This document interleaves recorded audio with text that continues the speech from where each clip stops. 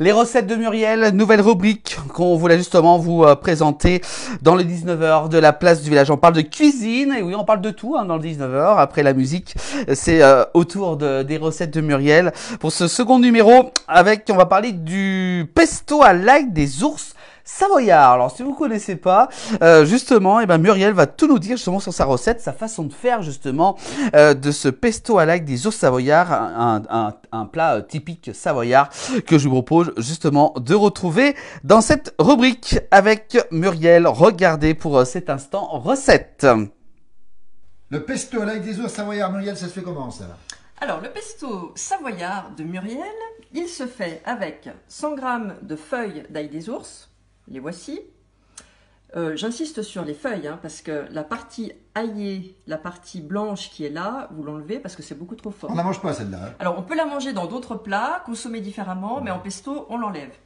Donc là, pour 100 g de pesto, vous prenez 100 g de feuilles que vous lavez, que vous séchez. Ça se trouve où l'ail des ours? Au bord des rivières, oui. Il y en a au bord de l'Arve, partout en ce moment. Et ça, c'est quoi alors? Alors, le fromage que j'utilise moi pour faire du pesto savoyard, c'est donc du Beaufort. Donc à peu près 40 g, là, comme ce morceau par exemple. Le secret pour qu'il soit aussi bien savoyard, c'est que vous prenez des noix, des belles noix, on va prendre des cerneaux, et on va en prendre à peu près la même quantité que le fromage, donc environ 40 g. Oui.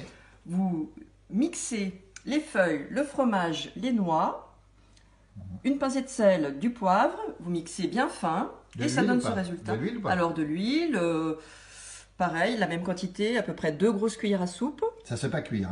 Pas cuire, non, c'est tout. Voilà, c'est le tout résultat, cru. il est Et là. pour un petit bol joli comme ça de pesto, voilà.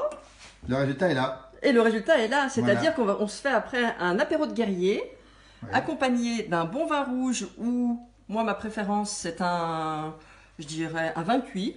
Oui. Un vin cuit, un mori, savoyard, un bagnouls, etc. C'est pas Mais c'est pas savoyard. grave, mais c'est très bon, un Porto, voilà. On va le goûter. Et puis vous le dégustez sur des petits toasts comme ça, Voilà. avec du pain grillé. Et puis dessous, vous mettez une petite couche de beurre ou de fromage frais, le fromage de chèvre par exemple, pour que ça adoucisse un petit peu ce goût prononcé d'ail. Et puis après, c'est tout bon, vous avez un super apéro. Et puis, vous dégustez, bien sûr, sans modération. Sans modération. Allez, on déguste Voilà, le pesto. bonne dégustation. Voilà, on est parti. Merci Muriel.